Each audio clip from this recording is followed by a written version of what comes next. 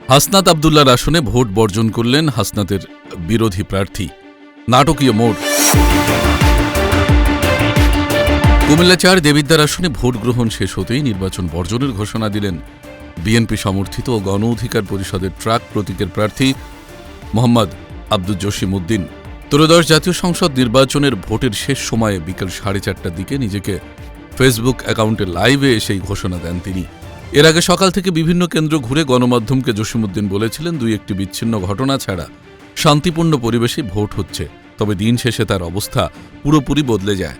লাইভে তিনি অভিযোগ করেন, বড় শালঘর, রসুলপুর, ইউসুফপুর, সুবিল, মাসিকারা ও ফতেপুর ইউনিয়নে ব্যাপক অনিয়ম হয়েছে। ব্যালট বাক্স ছিনতাই, এজেন্টদের কেন্দ্র থেকে বের করে দেওয়া, নেতাকর্মীদের মারধর, হুমকি এবং টাকা দিয়ে ভোট কেনার অভিযোগ তোলেন তিনি আরও দাবি করেন, প্রশাসনের কাছে বারবার অভিযোগ করেও কোনো সহায়তা পাননি। পুলিশ প্রশাসন কিংবা সেনাবাহিনী কেউ কার্যকর পদক্ষেপ নেয়নি বলেও অভিযোগ করেন তিনি।